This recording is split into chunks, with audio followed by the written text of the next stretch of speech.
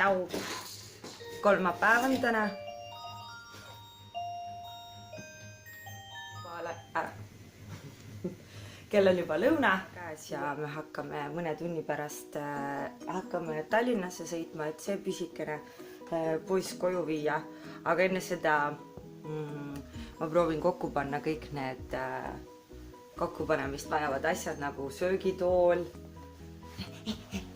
Remmi kõige suurem lemmikmänguasi on see sama stand, mille peal see telefon seisab, nii et mis teed nüüd? Remmi läheb praegu täiega kassi jälitama. Nad juba saavad päris hästi läbi. Kass tuleb siitpoolt tagasi ja siis Remmi läks sinnapoole. Ma loodan, et teil on ka ilus päev ja ma proovin ka mitte väga nukrutseda, et Remmi täna ära viime. Olgu, lähme!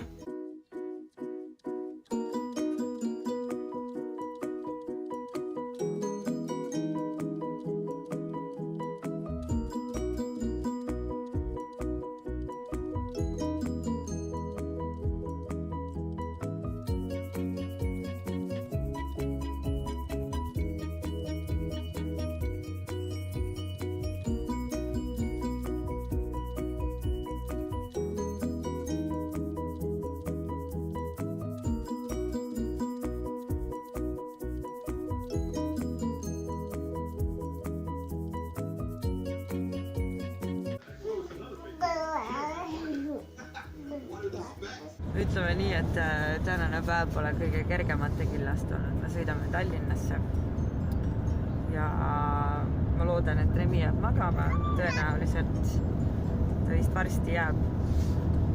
Ja jälle läks meil täiega kaua aega, et seda vankrit kokku saada.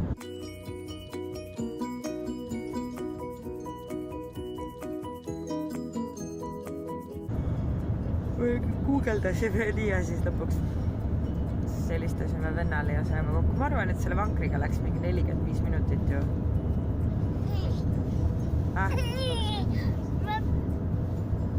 Mida? 20? Miks ma liialdan kogu aeg? Okei, me peame varsti peatume ja siis Adam loodetavasti ostab mulle süüa.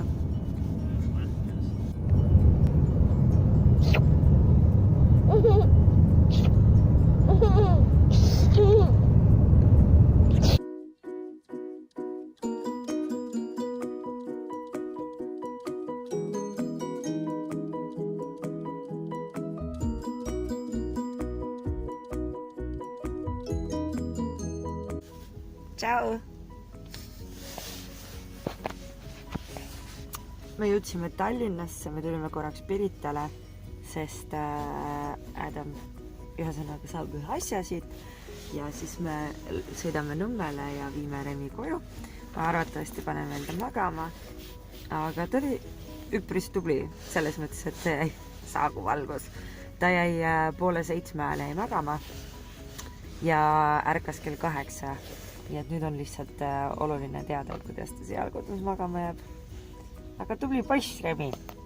Sulle meeldib ennast vaadata. Kell on 11:46 ja me hakkame tagasi Tartusse sõitma. Viisime Remmi ära ja Adam teeb praegu autot korda. Tuleb, ütleb ka tšau ja siis kurb on olla.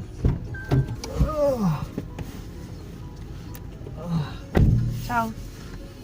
Tšau! Aga jaa, ma arvan, et me jõuame kuskil 2 läbi natukene. Koju. Tšau!